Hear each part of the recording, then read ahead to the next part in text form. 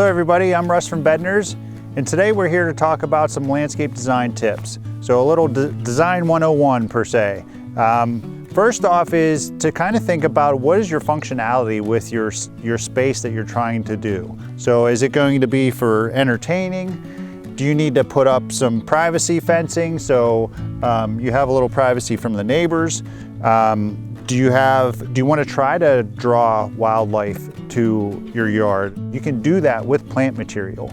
So that's an number one. And then also is to see what kind of style that you like. Do you like a more natural style with like some boulders and grasses, or do you like a more formal style? Getting those kind of thoughts together before you jump into your project is going to be a great way to start. One of the first things that whenever I come out on site and actually look at is the sunlight aspects of things. So where there's going to be a lot of sun versus shade, and keeping in mind the shade from a house or shade from trees that are going to be around the property as well is going to help with your plant selection. Speaking of plant selection, what to look for is the type of soil. Are you going to have a real like clay soil, for example, over here on this hillside?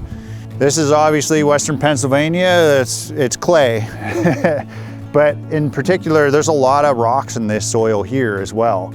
And the hillside behind it is obviously going to have a lot of water runoff. So keeping that in mind.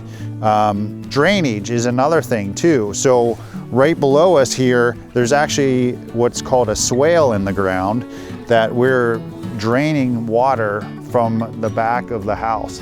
And it actually is going all the way around the property. So if we're trying to plant some plants in this area, we're going to have to use some plants that are going to be more wet tolerant versus dry. Another thing to think about is whenever you're thinking plant selection is if you have deer or rabbits in your yard. So typically everybody does in our area, so we always pick plants accordingly that they do not like to eat. Another thing to think about is whenever you're selecting plants as well is the hardiness zone of the plant. So we are technically now in zone 6. I always still like to choose zones that will take a zone 5 winter just to be on the safe side. And then also thinking about the heights and the shapes of the different plants that you're going to actually use in your project. So that was a few design tips that we have come up with to help with the process of thinking about a landscape project in your yard. If you feel like you need help with this process, we have a great staff on hand to help you through and accomplish your dreams and goals in your landscape.